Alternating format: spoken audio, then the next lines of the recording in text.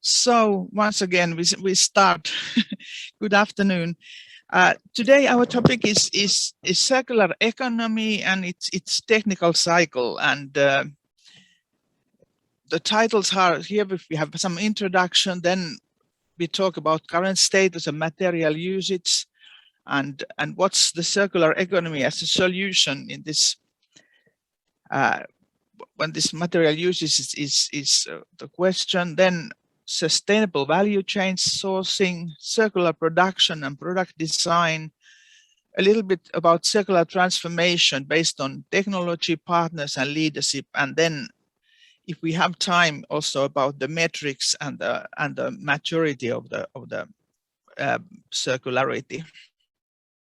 So my name is Eva Hämeenojaa and I work in Sykli as a lecturer, and my topics, they are environmental management, decarbonization and circular economy.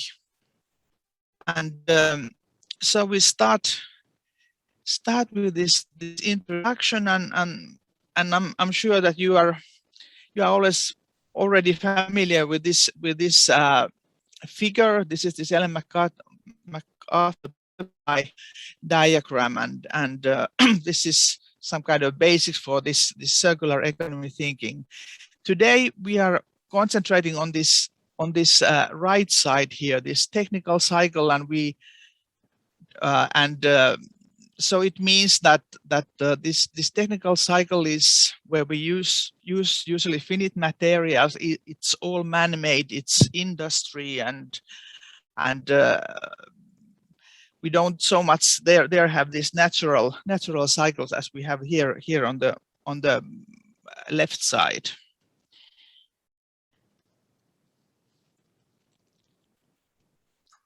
And on this technical cycle, there are two circular principles which I emphasize. So design out waste and pollution, and keep products and materials in use.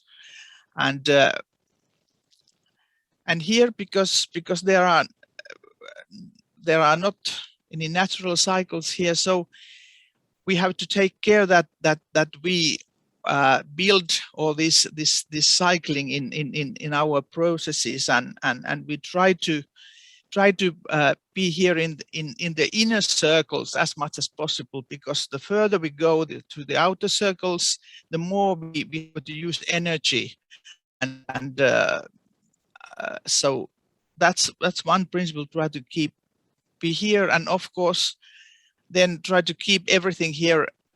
Try to have as long a life for the product as possible, and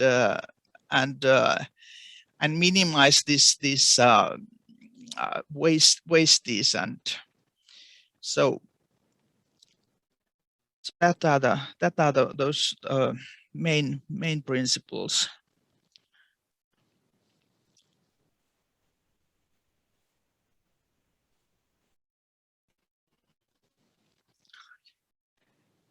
When we think about the technical cycle and the products there, so we always should look at the life cycle of the product. And and here on the left we have a linear model of this life cycle. So first we take the materials from the nature. We have the primary production, for example, mines. Then we have material acquisition and pre-processing. We have to design products and production, and then we have the production manufacturing stage.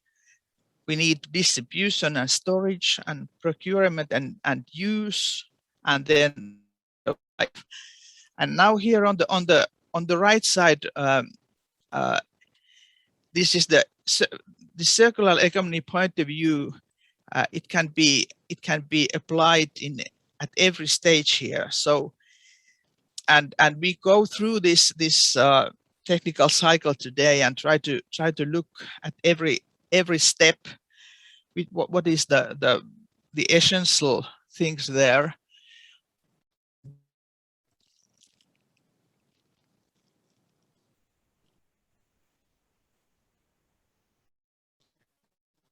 And now when we think, I think you had had already a introduction to circular economy and so on, but I think here in this technical cycle, this material usage is so central, and because we mostly use non-renewable materials or finite materials. So I think it's necessary to look at this point at the beginning.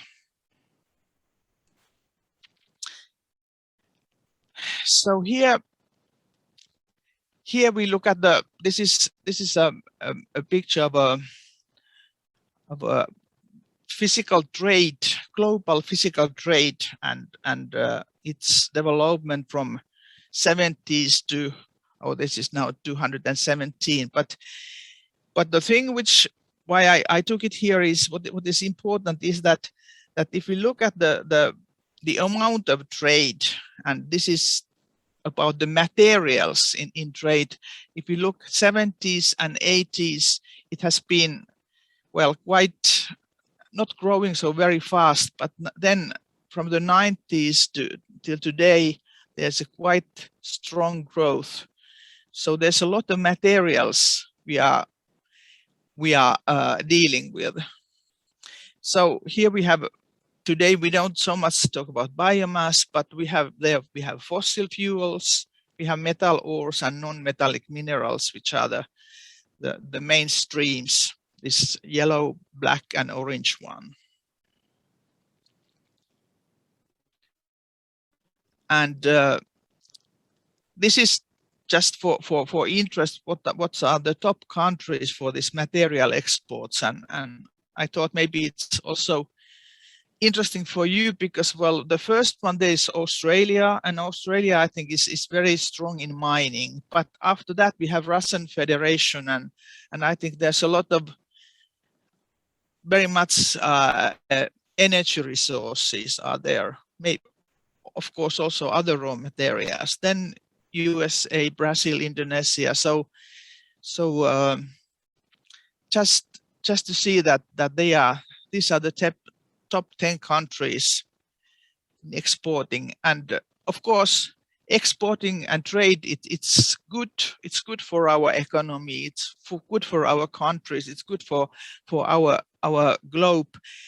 But the thing is that because now this material flows, they are all the time, they are growing. So maybe the future trend should be that we would have more maybe high-tech trade, which maybe means also that the amount of materials is not so high, or we have immaterial exports, so like service exports, and so that would serve this decoupling, so that our economy could grow, but this material usage should it's not necessary to grow as fast as the economy.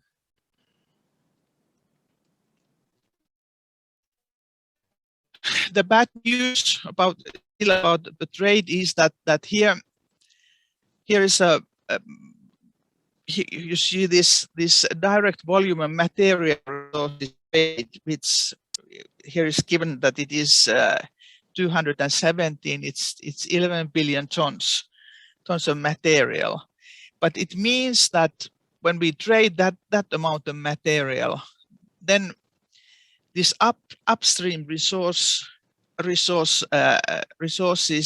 which are needed there in order to produce this amount of material, then the sum of these two, if we look at also this orange one, it's 35 billion tons.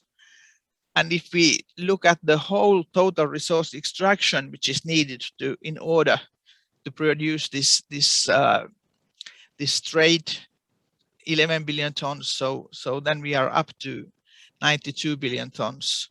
So this is very material intensive nowadays. This is our global trade. So here well, maybe the good news is that we have there's a lot of possibilities to improve the situation.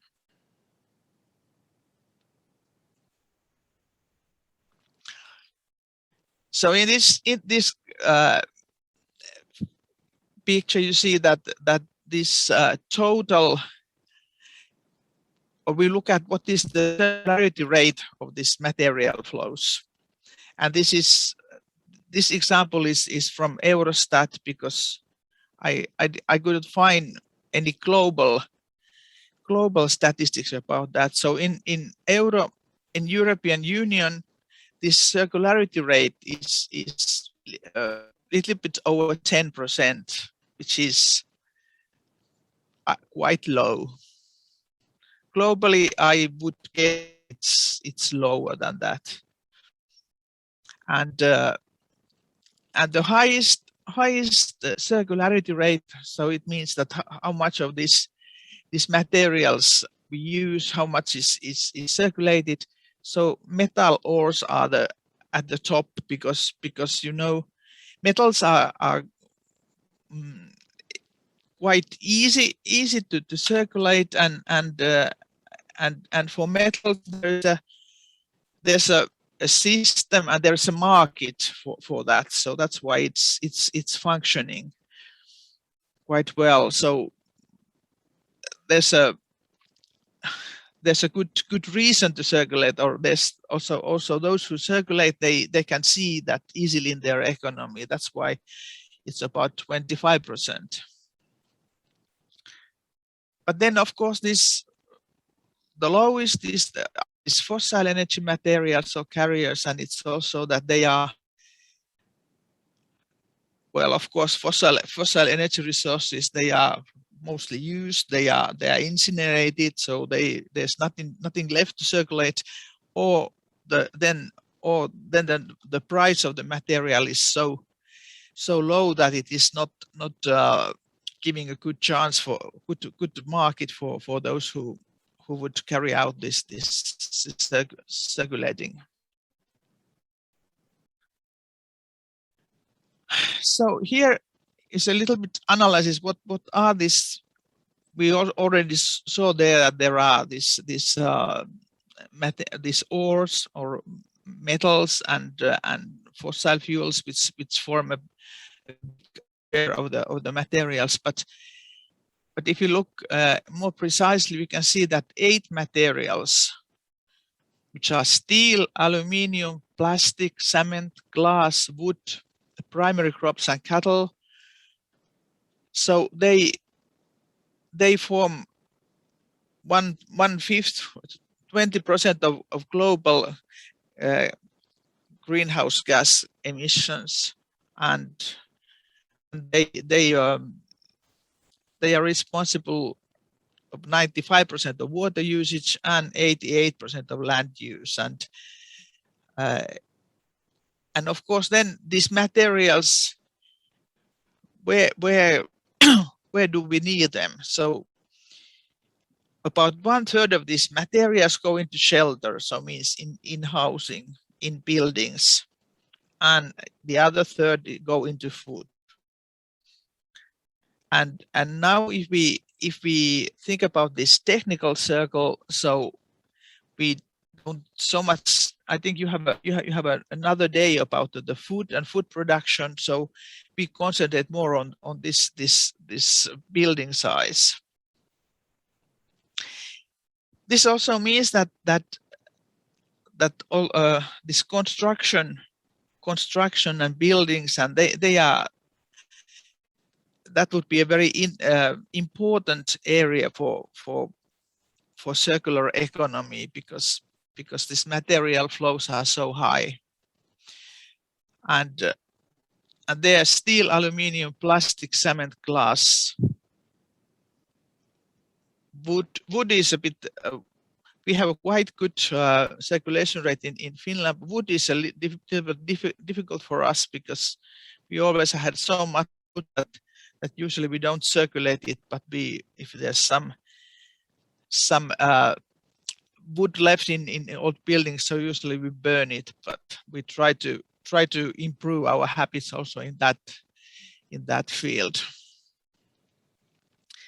But of course, then if we look at use of these materials, it's not only that, of course, it's circular economy, but we would at the same time we would have very positive influence of climate change and also water usage, which is in some parts of the globe is a very critical raw material also.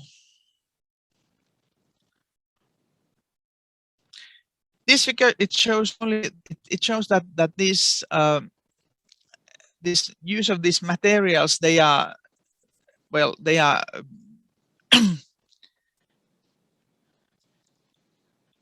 influencing of these emissions very much, and this is the current amount of emissions caused by these four key materials.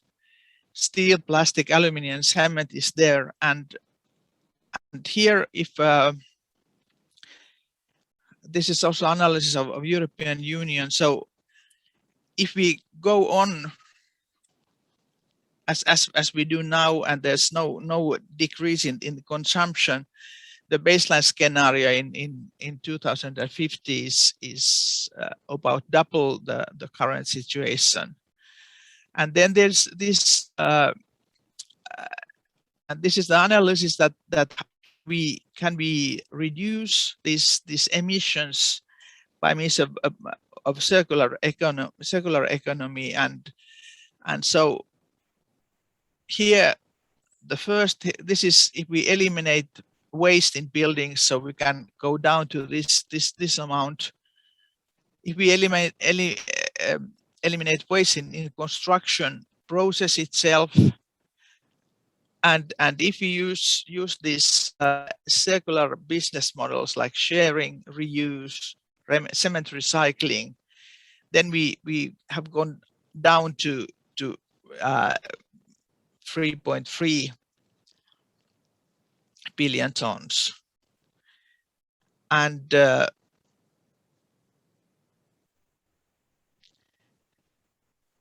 because this is, we should go lower than this current state, so we need still more. So if we can use prolonged lifetime for these buildings and these materials, so there's a possibility to go down to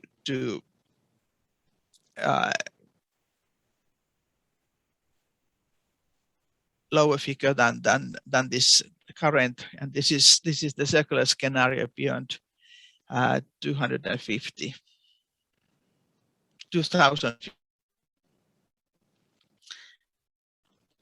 So this is, I wanted to show this because very often we speak separately about climate change, we speak about circular economy, we speak about maybe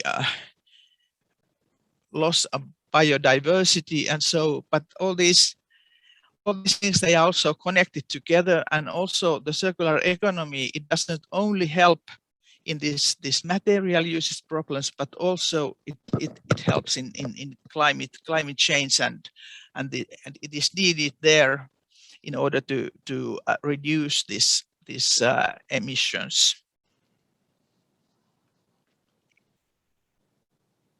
So there were these main materials: steel, cement, aluminium, which are which we use very large amounts, and which are important because of that, because the usage is so high.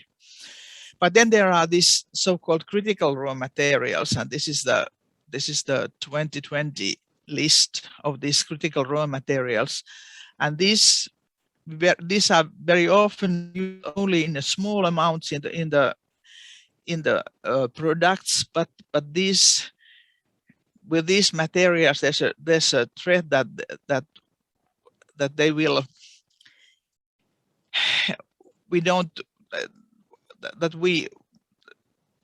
we we will use all of them. They are not anything. We don't recycle them, and the resources are limited, and that's why they are critical. And why? I think this picture little bit interprets why they are so critical and why the usage is so high. That because now what we want to develop is that we want to go from fossil fuels. We want to go to renewables, which means wind power and solar power, photovoltaics, and we want to transfer in green transfer. We want to transfer for the traditional cars to electric cars. So e-mobility is very much emphasized, and of course we need also materials for defense, and we want to develop space technology, and all these sectors they need new technologies.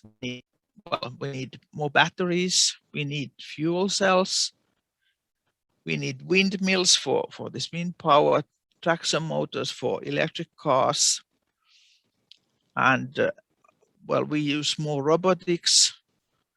Drones is a new product which is increasing. We have this free dimensional printing, and ICT as a whole is increasing, and all these technologies there, these critical materials are needed to some extent. The red ones here, they are the ones which have very high supply risk, and there we have, here is LREs and HREs, and here I have listed this. These are light rare earths, so these are the elements, and heavy rare earths are here, and they both belong to this very high risk group. Well, we talk about the sectors which are developing, then these technologies which are needed in order to develop them, and in these technologies we need these materials which usually are in the products, not in very high concentrations, but they have to be there, and because it has not been previously taken into account in the product design, it's very often that they are very difficult to circulate. It's very difficult because they are there in small amounts. It's not easy to recover them from the products. Because this is a very well-known problem, and the area. So I think that now all the time there's more work doing this, that the circulation of these elements is improved and has to be improved. So here is just this materials. This is the additional material consumption in this new technology, and this is, here we can see that if we compare situation in 230 and 250, these are different scenarios, and so the lithium is the use of lithium is almost 60 times, no, 3 times more than in 50 than in 30, and the graphite is about same. It's from the 5 to 15, coupled from 5 to 15. It's this usage is it's all the time increasing, and it's many times more than it used to be. So that's why this work with these critical materials is very central. So here we look at the raw materials. There are the critical ones, but also I think this is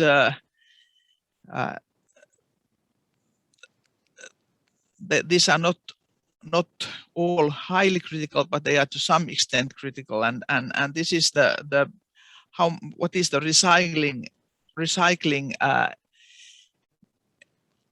input rate right now. And the one which is best is lead, and it's because our traditional batteries are lead acid batteries, and there the recycling is organized very well. So their input, the material, is over 70% recycled. But the more they go to the right, it's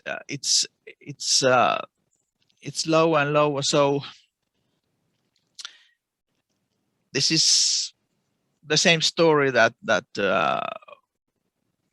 in order to go on with this circular economy, this problem has to be solved. So the circular economy here we try to look at this model, this focus on manufacturing and consumer market, and here on the left we have this natural resource extraction, primary resources, and the principle is to minimize this extraction. And then we have all this manufacturing, distribution, consumption, collection cycle here in the middle, and there the idea is to optimize that cycling. And here on the left is the material which is then taken out of the system, so either for energy recovery or to landfill, and that's this residual waste. We want to minimize that. So that's the main principle what we try to do. There are three drivers which are supporting this shift towards circular economy, and so the first here is this customer centricity. We want to deliver customer outcomes, and why this customer centricity is so important in circular economy. I don't know if it is clear, but the first thing is that in circular economy, it's not only recycling and circularity, but it has to be a new economy, and we can't create a new economy without market, without customers. So we need to improve the economy part and to have more customers. And it's also that there when we look at in the further slides, we can see that very many improvements, they depend on customers. They are the business models, and the business models, they very concentrate on this usage phase, which traditionally we are concentrating on this manufacturing. We are designing and manufacturing good products, but when we sell it, then our responsibility is over, and then it's the customer who takes care of that. And of course, there's a responsibility that if we deliver very bad products, so the customers don't come back. But anyhow, our responsibility is limited. But in the future, in this circular economy, we want to maybe take back the products and circulate them and manufacture them, and we want to build a different relationship with customers. Then the other driver is sustainability. So I have talked about this natural resources, how much we use them, and then we have the climate change, and where we have to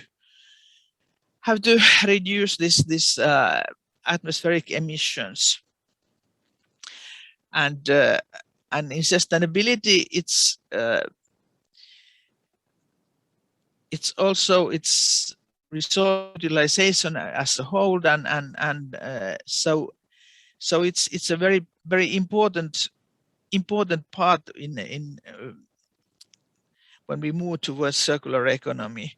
And it's the sustainability is also that for example, in Finland and European Union, we have quite strong regulations and legislation also to support our shift to sustainability. Companies, it's not voluntary for them, but they have to find the ways how to or let's say that they have to, every company has to reach a minimum level. Then there are companies who take this sustainability as a strength, and so they can use it in their marketing, and they get more customers because they are very strong in sustainability. But there's no one who can just forget about it because of these regulations. And then the third, which we a little bit talked about, is this technology, because it enables new solutions, and it's very much thought that we can't this circular economy cannot be implemented without new technology, and so when we combine this customer centricity, sustainability, and technology, then we get this circular solution what we are working or trying to working for. Is this sustainable business is now presented as a cycle, not as a linear model, and it starts with this design, and then we have sourcing, procurement, manufacturing or remanufacturing, sales or resales, after sales, take back, recycling, and then in the middle we have this strategy and leadership, which is the very important part in order to get the good progress. We notice that these products, they are often unrepairable or disposable or underused,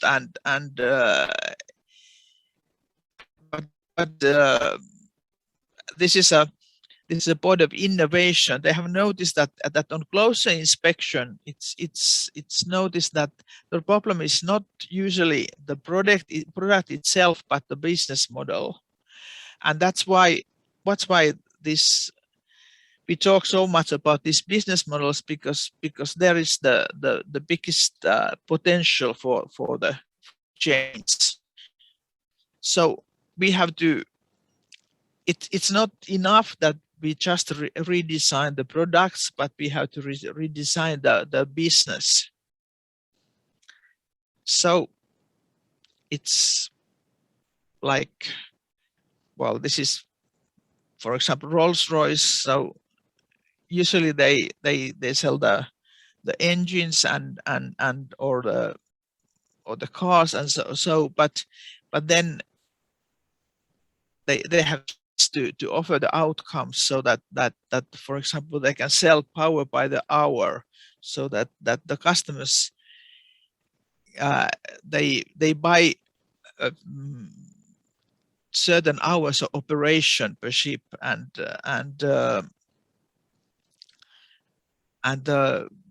Rolls-Royce, the manufacturer, takes care of everything else, and they are just they are only interested about the operation.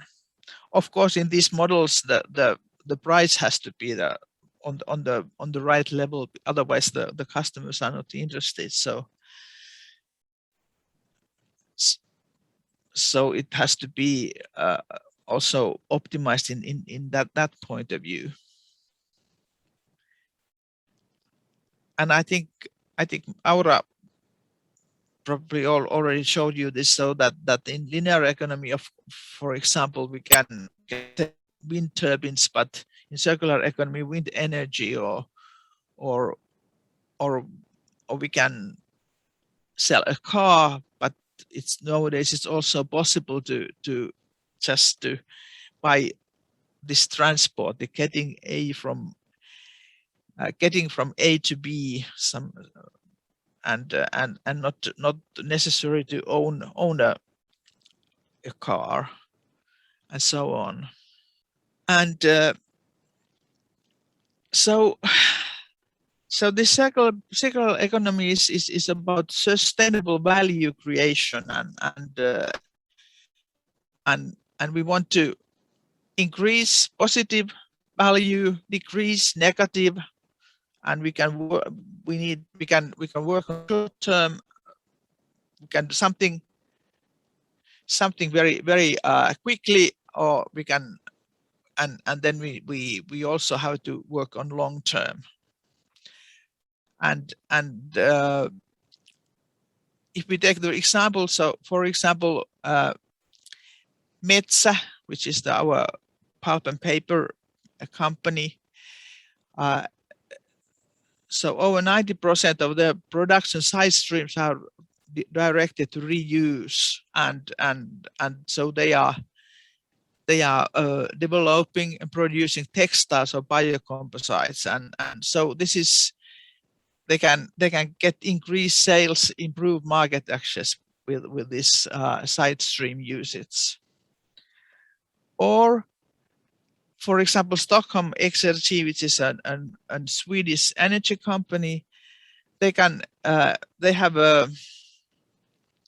reuse excess heat from the data center and heat households in Stockholm. So, and with this, using this excess energy, they can earn.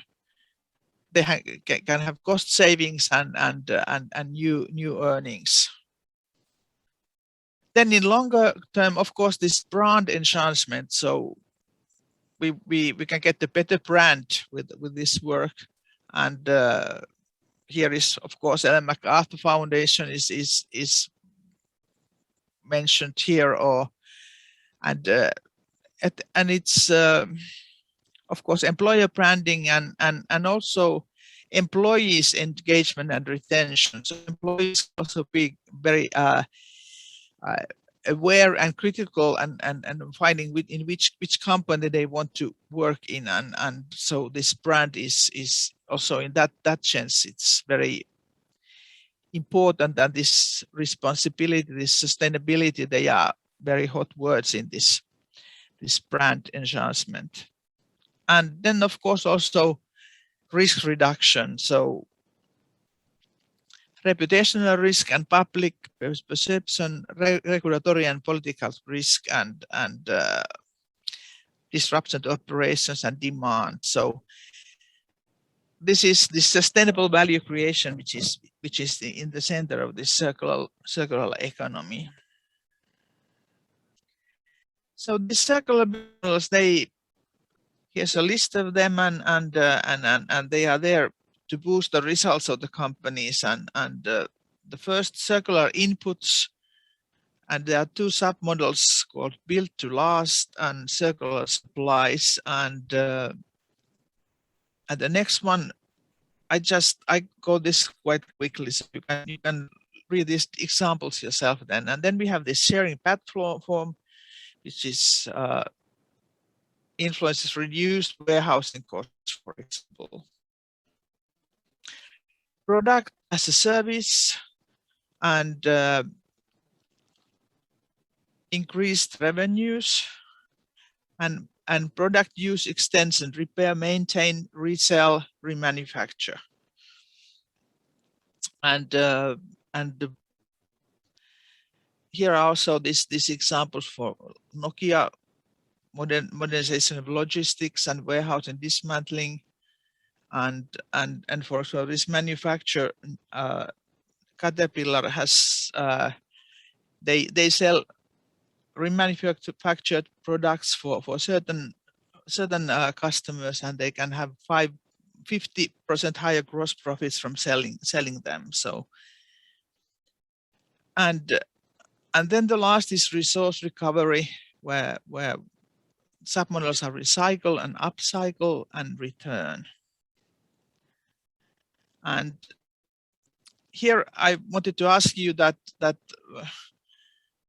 are there any circular business models which you have used or which you think could be possible in your own business? then we go on, and this is just a survey about in the Nordic manufacturing industry, and there, which is the current adoption level of circular business models in the Nordic countries, and and this built to last, it has a very high adoption level, and there the products are designed for long life cycles, and but this kind of model design principles, they are not common yet. But this long life is considered very important. Then circular supplies, it's also the adoption level is high, and input materials mostly recyclable, for example steel, but this recyclability, it's true when we talk about direct materials which are brought to the manufacturing or the company itself, but then there are these indirect materials, and there's a lot of variation. So in this supply chain, it's not so clear that these materials would be also recyclable. There's still a lot to improve. Then these sharing platforms, I think the sharing platform is quite common in the private business, but not so much to B2B. Sharing platforms are seen as challenging to implement, and the companies don't use it so much, but for private people, for private customers, I think it's more and more common all the time. Then we have product as a service. It's reasonably high, and but this performance as a service, which we talked before, for example, that we are not buying, for example, lamps, but the light or something. It's still reasonably low. It's not. Many companies are exploring the model, but it's not very common yet. And then product use extension, repair and maintain. It's average, not high, not low. Most companies provide at least some repair and maintenance service, but maybe there are some products, for example, some electronic products which are just impossible to, or not reasonable to be repaired, because it is so expensive compared to buying a new product. And then upgrading, it's reasonably high, and many companies are applying the model. Product use extension, so reselling, and it's average, not high, not low. If products have very long life cycle, then the companies are not seeing this as a relevant opportunity. Manufacture is reasonably low, and recycle, upcycle, and return is reasonably low, and companies, this recycle, upcycle, companies find that their products can be scattered around the world, and they are maybe not built for circularity, and maybe they have some unknown composition, and so it's they usually don't use it, and then also this return, that they would take back the products, so it's also quite low.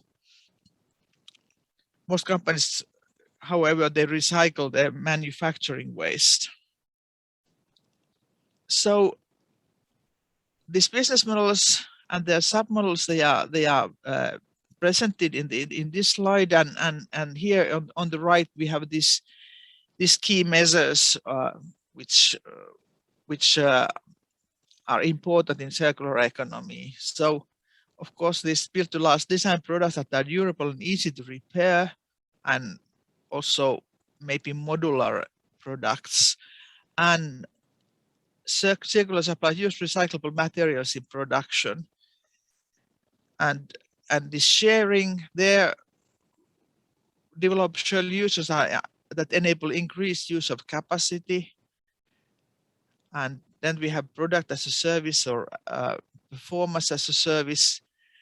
So the customers can be offered to use a product against a fee, or use it based on charges instead of owning it, or some predefined service and quality level.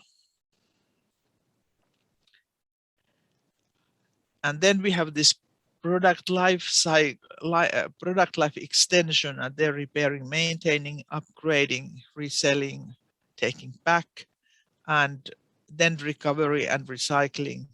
Collect and recover materials at the end of life products and reuse them in own production, and return wasted parts materials to the source.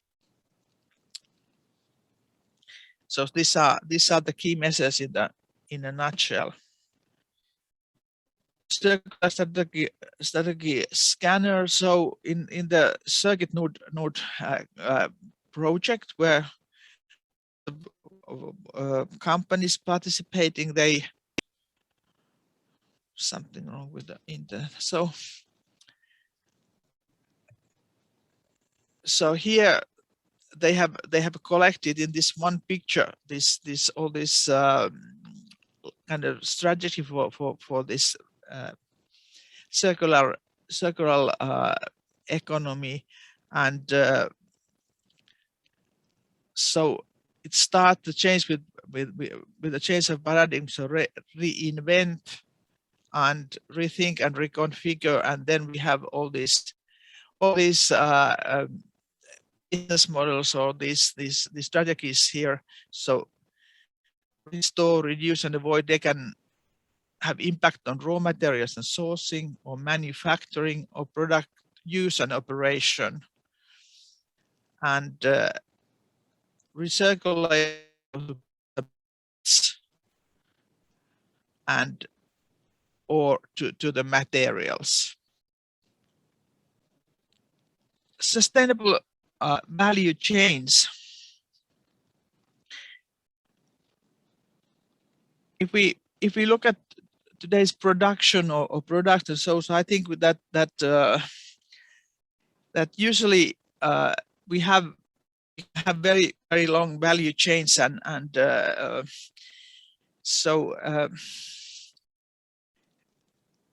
and they have been created because we wanted lower prices and maybe more specialization and so on, and there has been very many benefits with this long value chains, but now during this COVID pandemic, we have also noticed that there are also some disadvantages, because these value chains can be quite vulnerable, and so now we have suffered of shortage of components, and some, well, there are not components, they are not products in stores and so on. So maybe we have to a little bit reconsider also production ideology, so that what would be what is important that we could manage, for example, in our own country, or in the neighboring countries, or where we can easily use these international value chains. And of course, in value chains, it's also that what can be problematic, that if you think about sustainability, it's difficult for the manufacturer to know the value chains, and maybe the social sustainability is something which is very much under discussion, and it's not always easy to solve these problems. And the other one, if we we don't today concentrate so much on this social sustainability, but if you think about the materials, it might also be that we don't know the materials, we don't know the exact content, or we don't know which trace materials there are in the metals, or so. But in circular economy point of view, we talk about value chain optimization. So so the companies, as we already talked, they are focusing on customer outcomes and redefining their value chains to enable efficient delivery. And we have this value chain. It's also that these circular business models, they can be applied across the entire value chain. And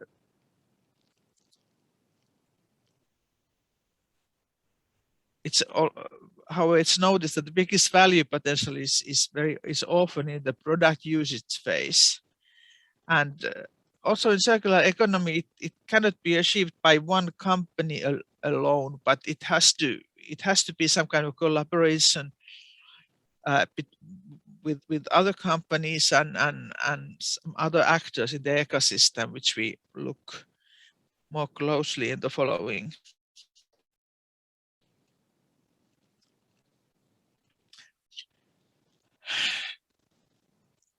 So the thinking is that this value chains, that they have many inefficiencies, many weaknesses, and in circular economy we try to turn these inefficiencies into business value. So there can be, well, unsustainable materials, and so the materials are not renewable or bio-based. And before I in this company, always it was noticed that very often these direct materials which we directly purchase, and so they are renewable, we know them, but this indirect, they usually it can happen that they are not recyclable. And then we have underutilized capacities. So manufacturing is not operating full hours, or full functionality is not useful. Premature product lives. So products are not used to fullest possible working life due to new models or lack of repair and maintenance. So the product life is not as long as it should be. And then we can waste the end of life value. So valuable components and materials and energy are not recovered at the disposal. And if you think about this selling part, this unexploited customer engagement, sales organizations focus on selling functionality of product rather than the customer problem. So it happens to us very often that we like our own products or services, and we want to talk about it and what's the functionality of our product, but we maybe forget what's the customer problem, or forget to concentrate on the things on the customer's point. So this is now already 4 years old, but this was a survey among Finnish small and medium-sized enterprises, and they were asked that what are the inefficiencies, the weaknesses, what they have there in manufacturing chain, and the red ones are there which were the worst. So indirect materials. So some companies use sustainable indirect materials such as renewable energy or recycled packing materials, but only 11% spend more than 80%. So there are many who don't know or don't use sustainable indirect materials. This take back, which is the idea that the company carries the responsibility for the product also, so that it can, after the use, take it back or somehow recycle or reuse it. So it's a nice idea, but very few companies use it. Then there is this after sales. The full potential after sales is not exploited. So there could be more and also add-on sales for most companies.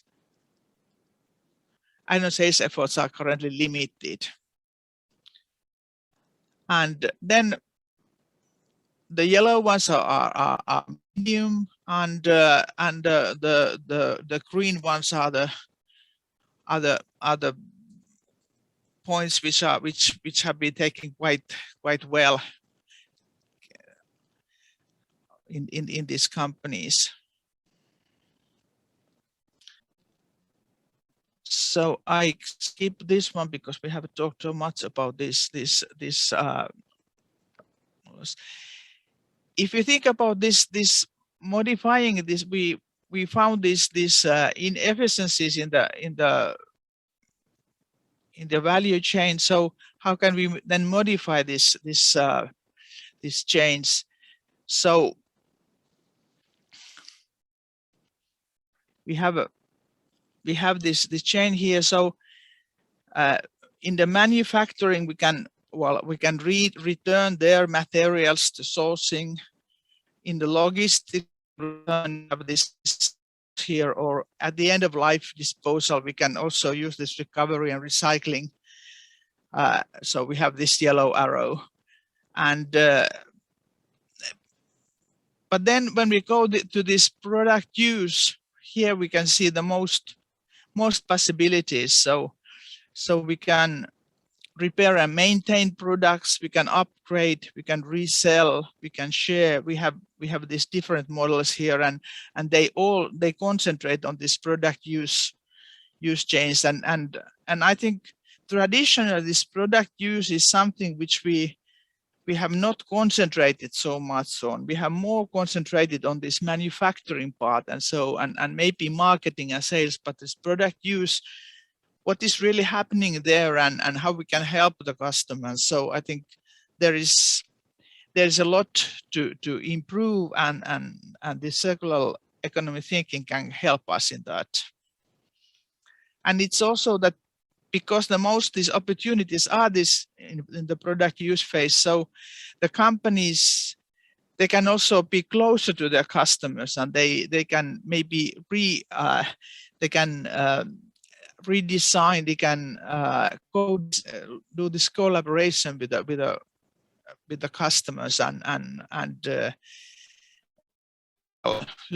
learn more about their own products and their possibilities. Here are again, there are some examples of manufacturing industry and what kind of inefficiencies they have. So these are, the previous survey was about Finnish small and medium-sized companies, but here are these are the bigger companies, and maybe I'll leave this one also for you to read. This is a representation of the value chain recovery system, and this is very much what we have already seen before, but here it's that these collectors and reprocessors are here. They are presented as a separate actor. They can be separate, or they can be in the manufacturing company, but it's, I think it's important to see that they are in, or that function is in a very important role in this value chain recovery. And of course, then there's the biosphere. So renewable resources and biodegradation are there, but then now we artificially only concentrate on this technical cycle. So we those belong more on this biological side. So if we go further to this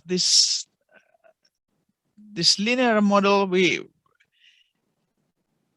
have this material acquisition and pre-processing as a second step. Sourcing. So appropriate resource handling ensures that materials and products are kept in a closed cycle, and here the main principle is that the source recycled or recyclable material, and what's important know-how there is the circular material properties and qualities. Also, this circular thinking in procurement processes. So when we are maybe buying some components or machinery or something, then also this circular thinking in there, not only our direct materials which we are using our own manufacturing, but also this it's very important. And very often it's needed that we need some supplier engagement. We have to collaborate with our suppliers. Maybe they don't have right away a good solution for us, or it's very difficult for us to find a new sustainable supplier. And I think the better solution is to start this collaboration with the supplier, and also help the suppliers to develop their own operations to the circular and sustainable direction. And then we talk about the ecosystems, which are then where there can also be other than some other collaborators than other companies. We talk about that later. And then this secondary sourcing is, so it means that we use these recycled materials, and where to find these circular materials. And so one thing is to organize in the company this external take back, so that we take back our own materials and products and use them. Or we have some industrial symbiosis. So it means that there are some that we can use. Some other company, some other manufacturer has maybe some wastes or side products, side streams which they can't use, but which are useful for us. So then we can form a symbiosis with that company. Then there are more and more so-called marketplace platforms. So for example, in Finland, in the internet, you can find a marketplace where you can find recyclable construction materials, and so you can find there. Or if you have some materials, you can advertise there on that platform, or if you need something, you can maybe find there a suitable material. And maybe you can have a partnership with some waste company and acquire materials from them. If you want to measure, which is then it's important at a certain stage also to set some indicators or some metrics. So in order to see what's the current state, how we are progressing. So then the percentage of spent material on circular materials, maybe percentage of key suppliers participate in engagement programs if we want to collaboration with suppliers, and of course then the percentage reduction in material cost. If we can use secondary materials, it should also be seen there in the material cost, which is then decreasing. Of course, when we when we buy materials, we can't only look at the sustainability or recycling. We have to, at the same time, we have to look at the functionality and price. This is like quite self-evident, but sometimes people we are working with environment or circular economy, they somehow forget the other aspects and only concentrate on this sustainability. But that's of course not possible in the real life. So you have to balance all these aspects. So here's some tables about raw materials and sourcing and recirculating materials and here I have explained some concepts. So for example, here recirculate materials, it's chemical recycling is also mentioned here, and it is because this recycling of plastics is somehow it's sometimes difficult, and if you only do it physical recycling, so if you only but if you can use chemical recycling, so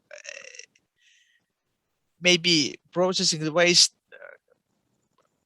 chemically or thermochemically, so you can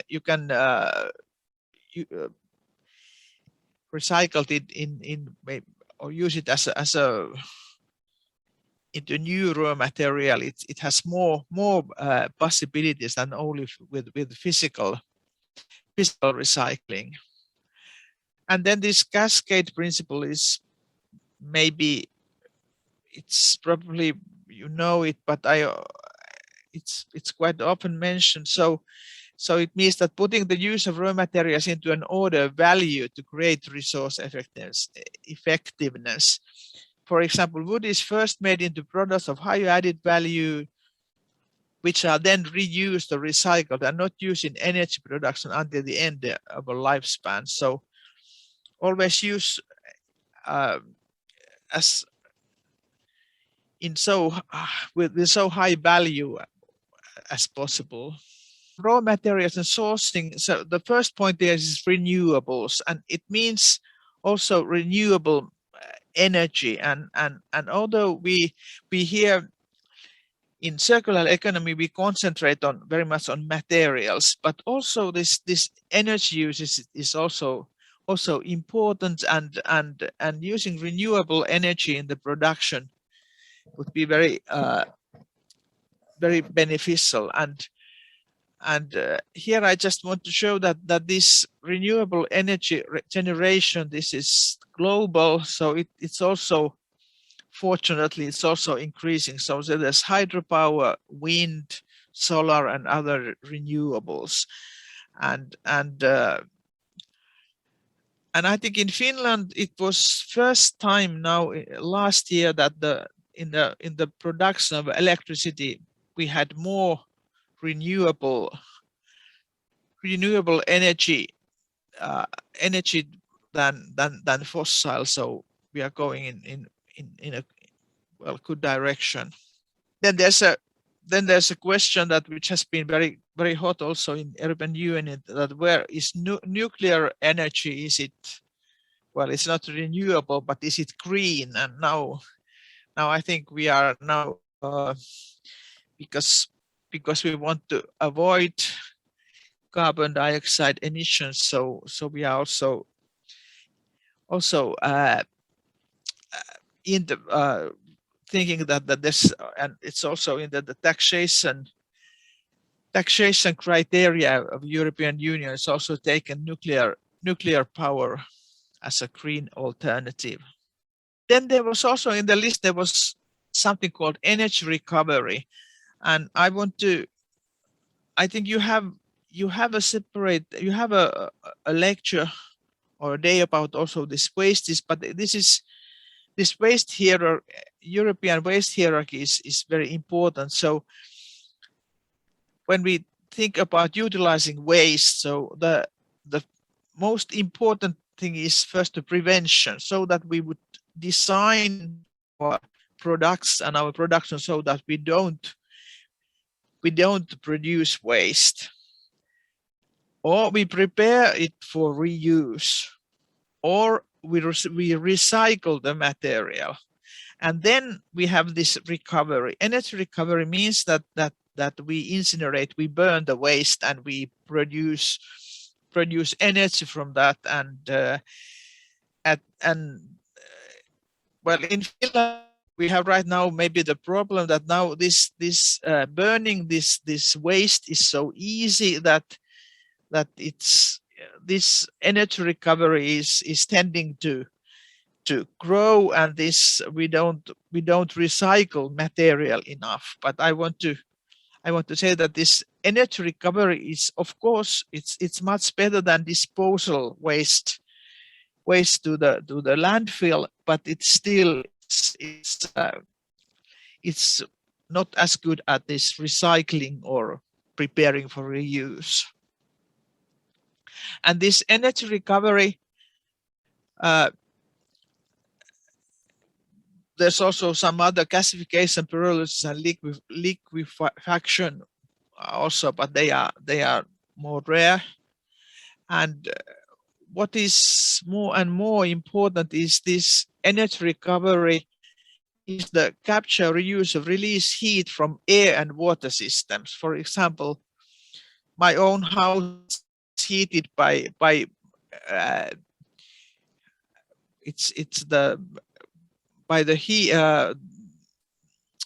captured heat from the wastewater treatment plant. And well, then there's anaerobic digestion. This is going to be discussed more closely there in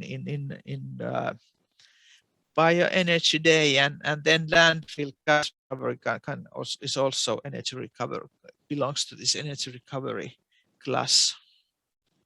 So about the recyclable engineering materials, so the 5 most common recyclable materials, they are steel and aluminum.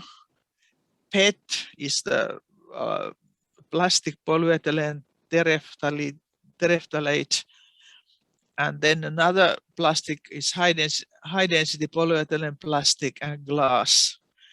And maybe not sure about this, but these are the materials which are quite well recycling. For example, in Finland, this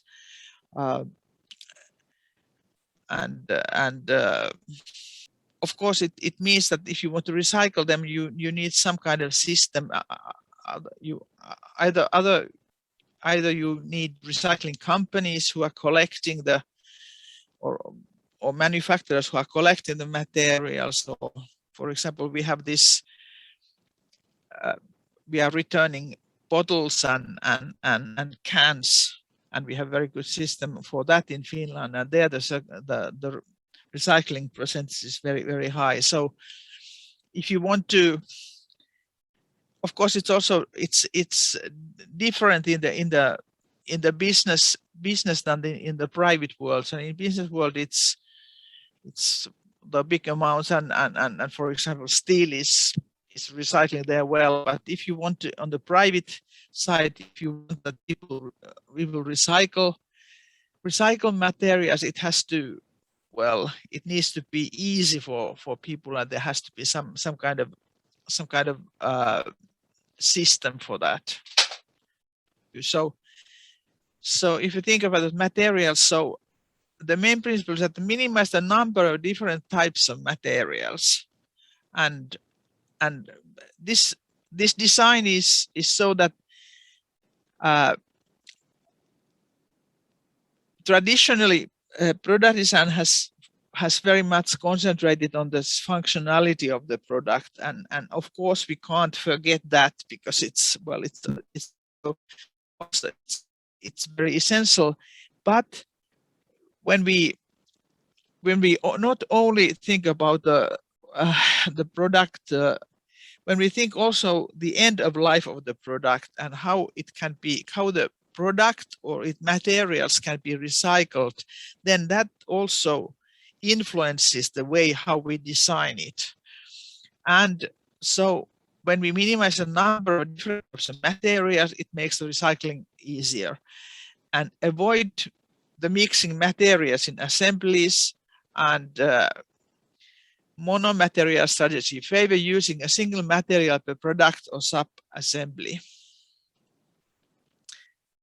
And then compatibility, use compatible materials, so materials which can be cycled together, and use fasteners made of material compatible with other parts, and use recyclable materials, choose materials that can easily recover their original properties after recycling, and recycled materials. And then, of course, this toxicity and these harmful substances, avoid or reduce the use of substances, materials, or components harmful to humans or the environment. And design considering the use of recycled materials. So these are, well, very common, but some of the main principles. Here in our previous tables, which I maybe went through quite quickly. So there was also that this Maersk Line, which is a Danish logistics company, they have a, they use have a material passport, and I just put this here because they say that they don't think so much about substituting the materials or rethinking design, but they think that understanding the materials currently used in the shipping industry is an essential step, which is, I think this is also realistic, that we could start with that we know which materials we use and what kind of materials, and that's the first step, and maybe we can then recycle a little bit better, and then after that we can start thinking about substituting them or rethinking the design. This is now, I don't know if you want to think about this now, but this is I think I little bit redesigned your homework assignment, and this is another question there. What the key sources of waste and inefficiencies in your company? What are the R is missing. What are the key sources of waste and inefficiencies in your company's value chain? So we talked about the sourcing, how to choose the materials, and now we go on a little bit looking at what's the circular product and production design. This is again a statement of the product designer, and I think it was quite good. So they say that individual consumers are not asking for climate change, natural resource depletion, or waste generation. These problems are failures on behalf of our businesses and our systems. And they say that designers have a role in the alignment of doing good and doing business, because every global challenge has a human component. So I think this is a good, so doing good means here sustainable solutions, but also doing business. We have to do this both at the same time. So circular economy, it offers companies an opportunity to turn these weaknesses, inefficiencies in linear value chain, into business value. Yeah, and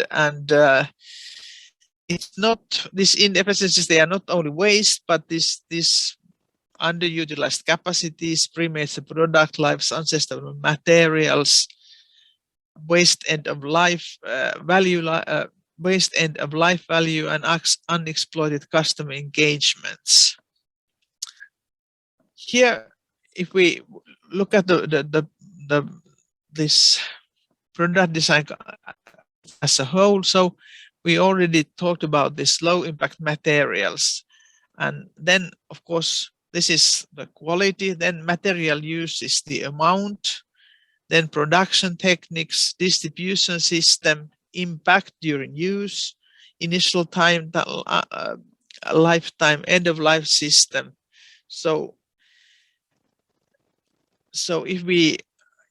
if in old times we only look at the product and how it functions, so now we have to look at the product and its whole life cycle, which is more demanding. This manufacturing, we have here this circular business models, which we have already talked about, but then we also talk about lean manufacturing or cleaner production, and I little bit explain. Maybe these are, maybe you are familiar with this concept, but this lean manufacturing is a production process based on ideally maximizing productivity while minimizing waste. And lean principle sees waste is anything that doesn't add value that the customers are willing to pay for. And this was originally an American concept, this lean manufacturing, but in Japan they took it seriously, and it was maybe the Toyota Motor Corporation who has been really the one who is been strong in this lean manufacturing. In lean manufacturing, these wastes, they call it wastes. So it's not only the waste material, but they look at unnecessary transportation, excess inventory, unnecessary movement of people, equipment of machinery, waiting. So if design is bad, so it means that either people or equipment has to wait, they are idle. Overproduction of a product, overprocessing or adding unnecessary features to a product, defects that require costly correction, and unused talent and ingenuity.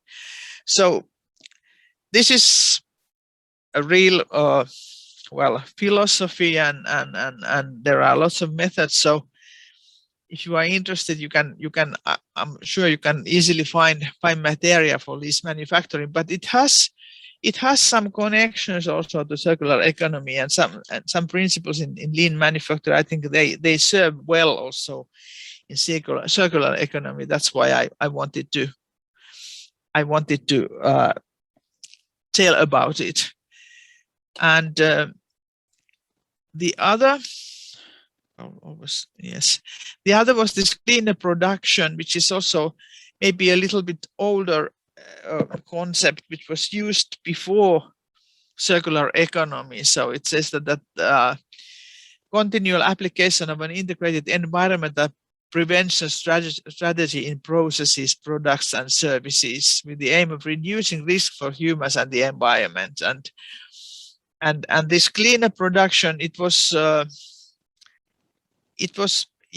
think it was created before there was any ideas about circular economy, and there was companies which are called clean product companies and so on. But I think maybe it's also useful to know about this cleaner production. But I think it's nowadays, I think it's more discussion and more emphasis on the circular economy and maybe low carbon or decarbonized production. And the third concept, which is important, is resource efficiency, so material or energy efficiency, which means that it's not only the quality but also the quantity, so that we try to do our manufacturing so that it's using only materials as much as we need, not in excess, and also energy efficiency means using less energy to perform the task, eliminating energy waste. And this energy efficiency is sometimes forgotten, because now we talk about renewable energy, and if we have renewable energy, and it doesn't have any emissions, or it's not harmful for the nature, so why to care? But there is renewable energy. It also had some cost. It's and if we can be energy efficient and use less energy, so we pay less. So it's very useful to also to think about energy efficiency solutions. But this was only to give you the concepts. So this may need the lectures of their own if you want to go deeper. But they are very close to this circular economy anyhow. We want to keep materials and products in closed cycle, and what to do then? So we have to important know-how is material flow management, use of digital production technologies for new levels of efficiency, and manufacture of returned products, and treatment capabilities to recycle materials from returned products or production waste. And and here, in order to do that, so we need, and to be efficient, we need technologies for monitoring and tracking material and product flows. So processes with RFID tags, machine vision, and artificial intelligence. Sort materials automatically, define decision rules for processes, conduct quality check to guarantee function, and address faulty functionality and components. So, and if you have indicators, so some metrics could be percentage of waste recycled, percentage of wasted materials from production recovered, and percentage of parts remanufactured. And here I have also collected some, this is this eco design. This is some recycling guidelines and this design of recycling guidelines. So there was the previous part for how to choose the materials, and here, if we have the product, so minimize number of components, make the product as modular as possible with material separation. So if we have the models, it's, for example, it means it can make the thing easier and so on.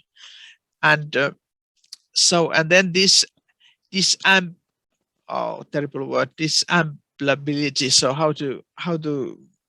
how easy is to disassemble the product. So reduce time and number of disassembly steps, and increase the linearity of disassembly sequence, minimize the divergence in dismantling sequence order, homologate the principles of assembly and disassembly, design the product so that it can be easily transported after use. And this was about the product and how to disassemble it, and then about components. Components containing non-recyclable, non-compatible, toxic, valuable, rare, and critical materials must be easily identified. So if there's something which we don't want, we should identify those components. And if there are such components, they must be easily accessible.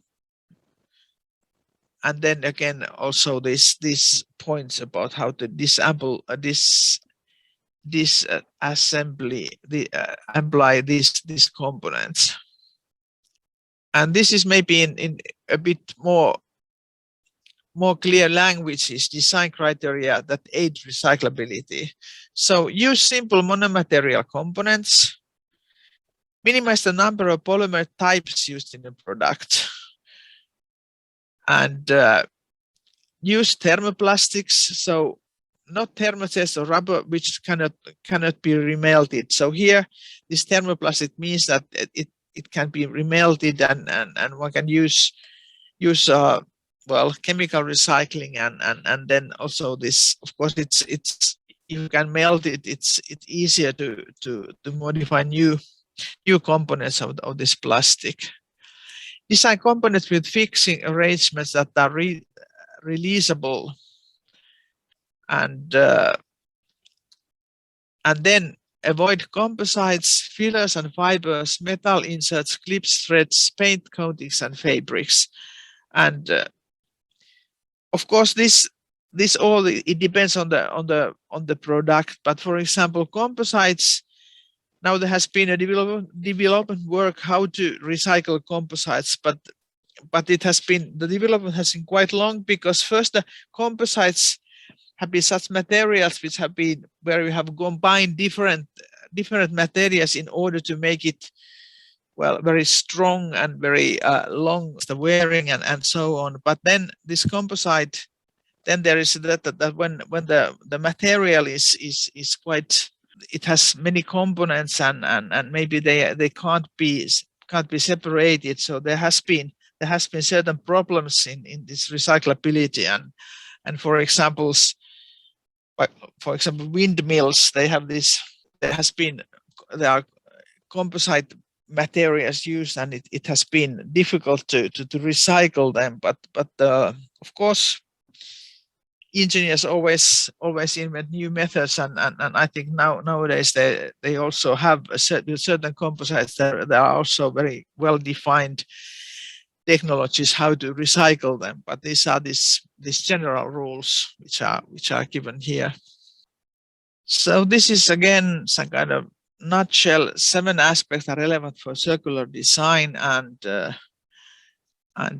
these are, well, at least partly the same, which I already have mentioned. So you can read them and go back to them. Then in our life cycle of a product, we have this distribution, storage, procurement, and use, and end of life are there left. And here, at the end of life, there's take back products at the end of life, and there's design and establish reverse logistics network.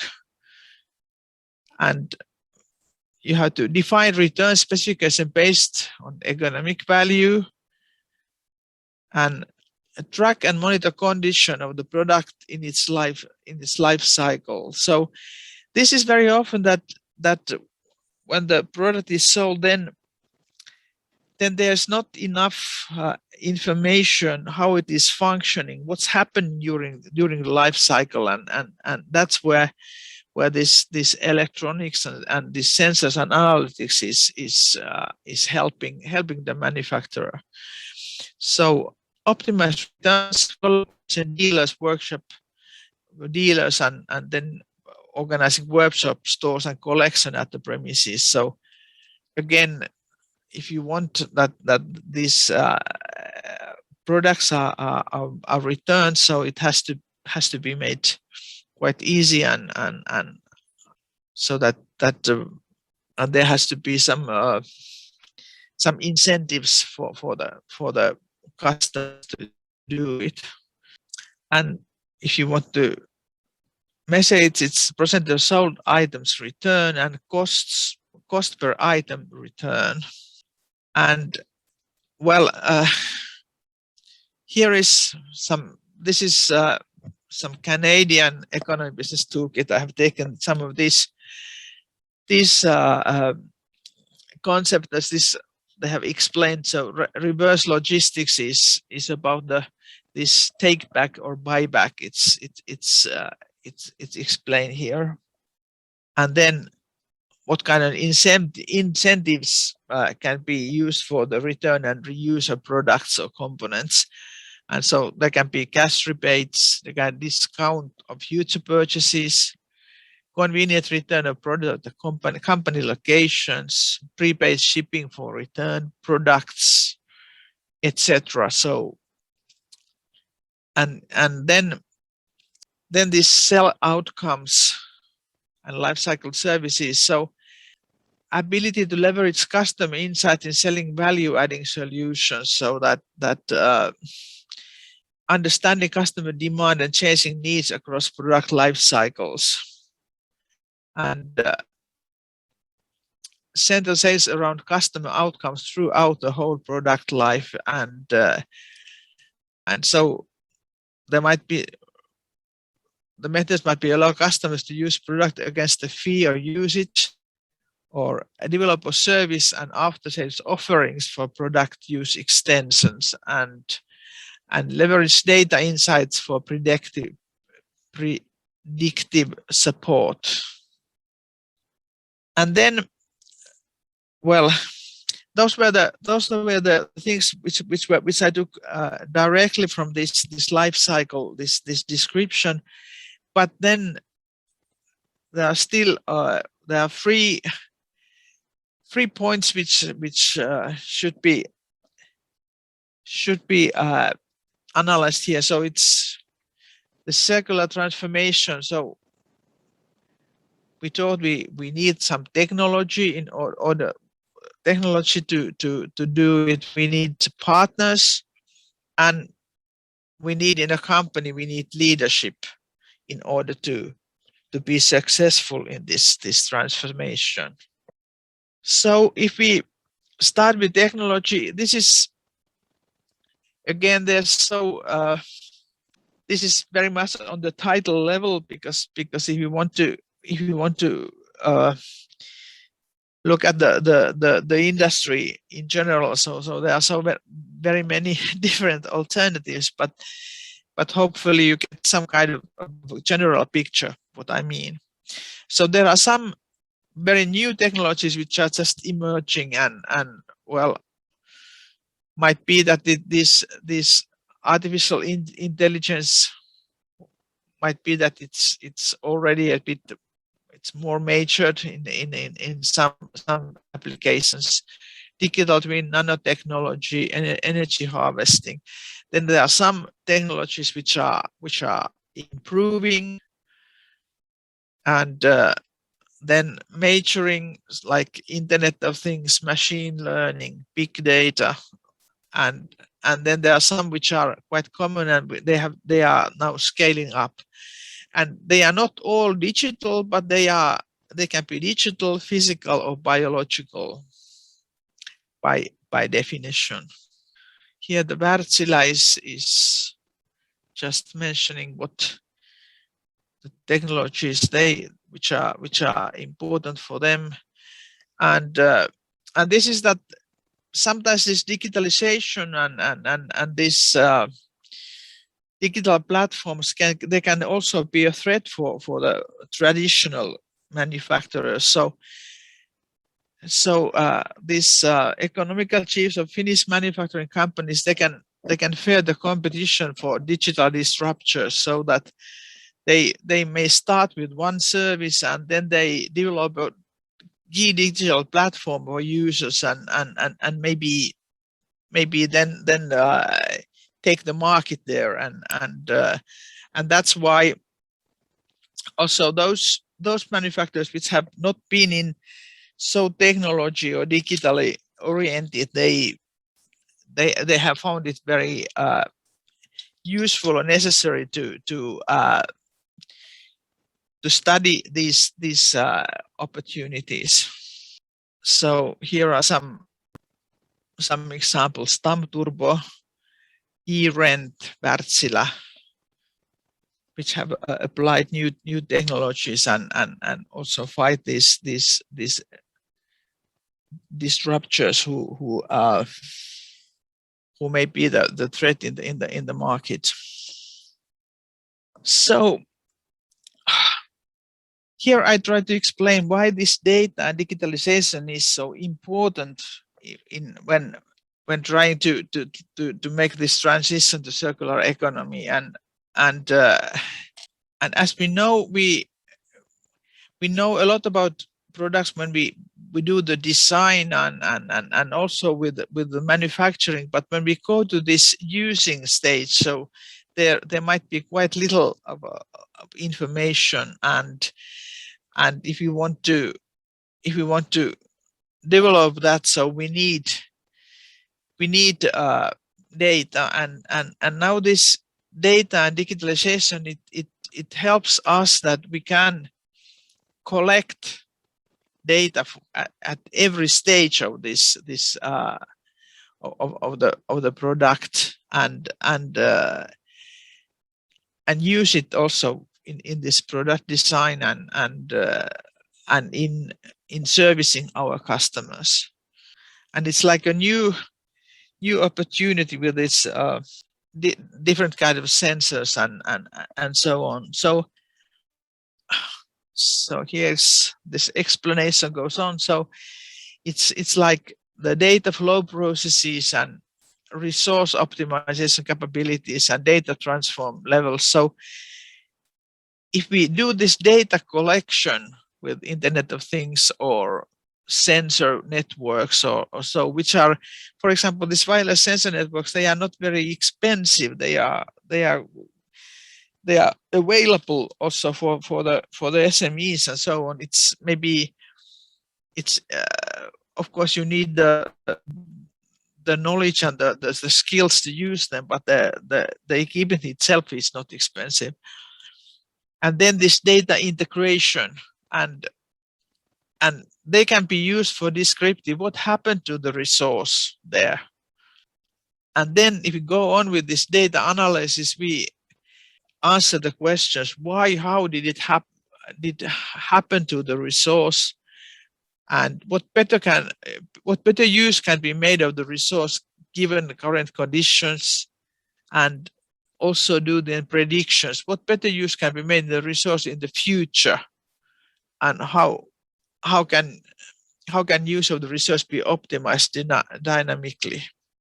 And here is like the producers, the manufacturers. So first, these are the connected resources, data, information, and then here we have more knowledge, and which can then be our wisdom in the future, and we can increasing systemic resource efficiency and productivity. So this is the idea why this data is so important, because we can get that kind of information which we didn't have before, and we can use it for future development. Some short descriptions, if you maybe you know this well, but anyway. And examples of relevant technologies, for example, this geospatial for circular geographic information system, GIS, and some example of topologics, and then digital twins, that kind of things, which if you read about circular economy, you might find these concepts and these examples there.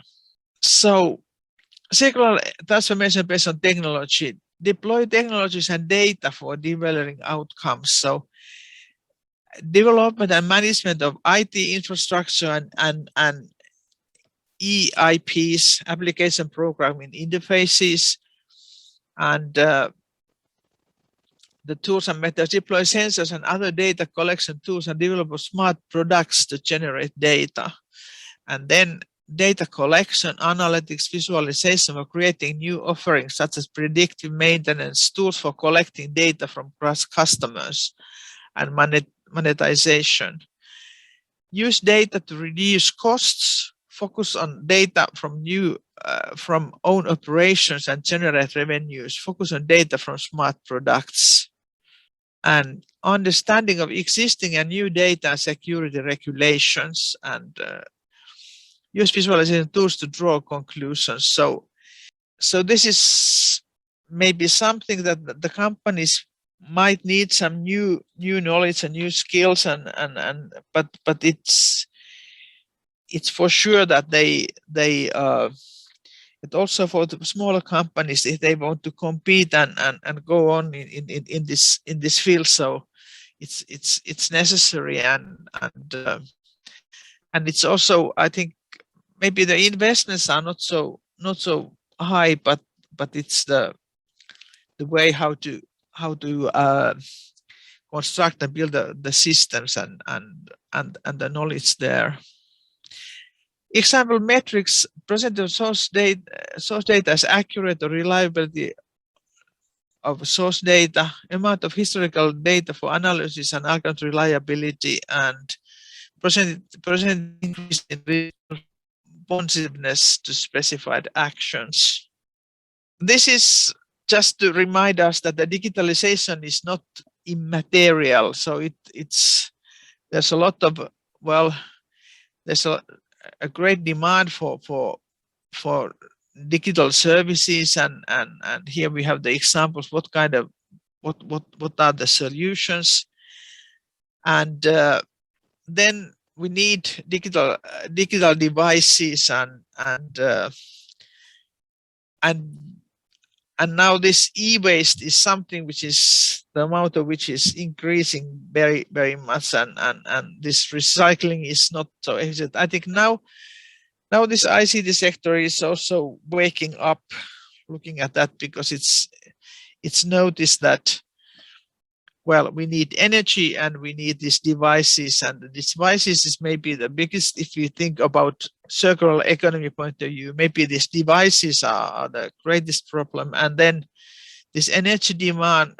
So how much we use renewable, how much renewable electricity. So it then tells us what's our influence of these greenhouse gases and climate change. This was just to remember that we need digitalization and these solutions, but also we should also then to manage these solutions and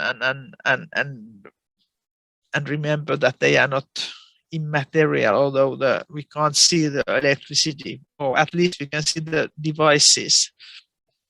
Then these partners, they are important in circular transformation. So the transformation to a circular ecosystem, it's typically in 3 stages. So if there's a company, so first the solutions and the work is done inside the company and with own manufacturing and own materials and so on, and then when we have, if we go on to this level 2, then we enable circularity with the customers, and now when we have talked about this product design and process designs. Our goal has all the time been that we enable these customers circularity as well, and we produce products which are circular and help here. And if we want to go on, then the next step is this level 3 circular ecosystem, and in the circular ecosystem there can be universities and banks funding other companies, very many partners who make it possible to build a scalable, bigger business, not only one, but have a real circular business ecosystem. So here we have the success factors, how to go from one stage to another. So here we have these customer-centric solutions. Here we have metrics, so the mentioned there at every point what could be the metrics, how to measure where we are and where we are going, and then constant testing and refining sustainable and circular business models. And here, if we want to go to the real ecosystem, so we need multi-stakeholder collaboration and innovation platforms and vertical horizontal integration and customer education, storytelling, and ecosystem leadership. And here we have these barriers which made our progress slower. So in order to resolve existing business, so our very stuck on that, and we are not willing or able to change it, and lack of technical skills, and we can't see how to connect these solutions across the system, across the business. And ecosystem built on ambition alone, so it's not, ambition is needed, but it's not alone, it's not enough. Slow customer adoption, and then also inconsistent regulatory frameworks. So this is also this which helps in Finland, in European Union, that we have this regulatory framework which is also somehow forcing and pushing us to do things, and sometimes companies don't like it, and so but very often it's also needed in order to give some incentives and how to go on, and also then those who don't want to follow this sustainable principles and so on, so they also, every company has some kind of a lower, some kind of level where they have to fulfill. So no one can take very cheap solutions, so that it's not possible. So that's the regulatory framework is supporting this progress. Some words about this leadership, because I think that's also very important. So moving from linear to circular value chain requires different capabilities. So customer value delivery, resource handling, and then this organization and collaboration. And in the organization, this is I think this is also important. This is not technology or regulatory rules or anything, but all of us, we have some values. We have here this is the surface, but under the surface we have the values, the things we believe are the most important. And everyone knows somehow own values, but they are maybe invisible to others, but they are there. And then we have mindsets, and it's here that we have the assumption that we hold about the way the world is. We understand that this is, and these are often visible to ourselves and to the others. We think that this is how we assume that things are, and they are connected to our values, but this is what we believe. Then these behaviors, these values and mindsets, they reflect to the behavior. So how we behave, and this outward sides of the culture. And then in the organization, the culture is the sum of how people in what they assume, what they believe, what are their values, and what's their behavior, and it forms the culture, the organizational culture. And why this is important in circular economy. If we want to change to more sustainable or circular economy, it means some kind of change, and it doesn't we can't succeed if it doesn't somehow be seen in our values, mindsets, and behaviors. And And in this company level, it means that the sustainability, customer value creation, collaboration, and teamwork, they must be important values. And this is, of course, and I think this is very much connected with the leadership. Of course, the leader can't tell you what are your values, but without this that leaders have these values and want to progress them, it's very difficult to make this change in the organization. And so, and what does that? How do these values? How do they be seen here? So, minimize resource consumption and environmental impact is a key for license to operate. Things that increase client value are prioritized, and sharing among colleagues is caring. And in behaviors, there's a voice of new ideas. They are accepted. They are discussed. Use impact on client value as a measure of prioritized activities. So the clients, the customers, they are, their opinion, their experience is important in how we prioritize activities in the company. And then we share know-how and expertise across functions. We don't live in different separate silos.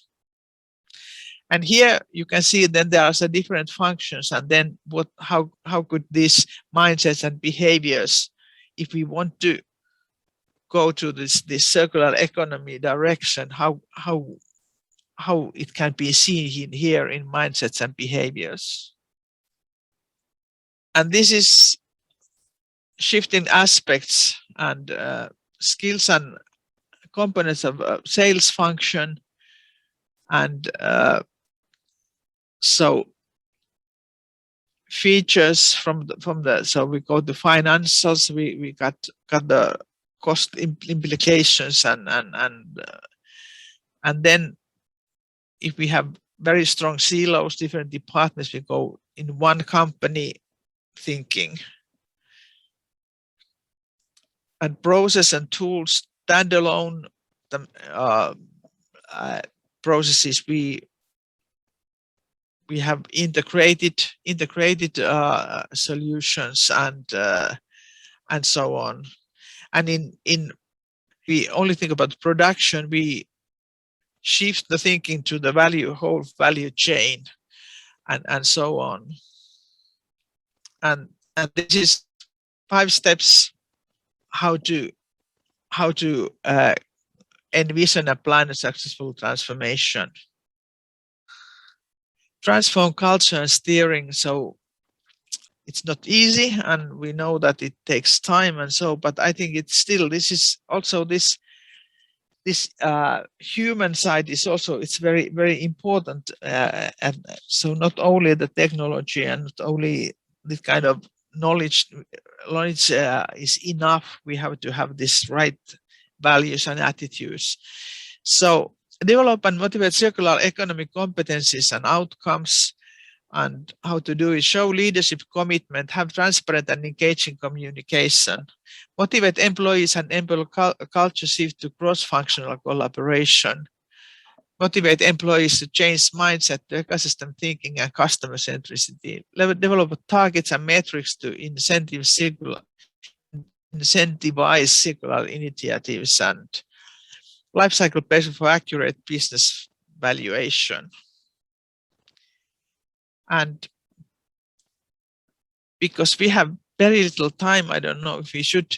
So then this question is, which capabilities are required to enable your company to proceed towards circular economy? And this homework assignment. So I think I read this. So the first one is this: The original was to identify the advantages and untapped potential of the circular economy in the field of your organization. So the first question is, what are the key sources of waste and inefficiencies in your company's value chain? How would you improve the situation? Unsustainable raw materials, hazardous byproducts and or wastes, unsustainable energy sources and high energy consumption in manufacturing, unrecovered materials from end-of-life products or something else. And the second question is, the following capabilities are required in order to proceed towards circular economy. How would you prioritize these capabilities in your business? In which points to start the development work? Which is the most challenging one?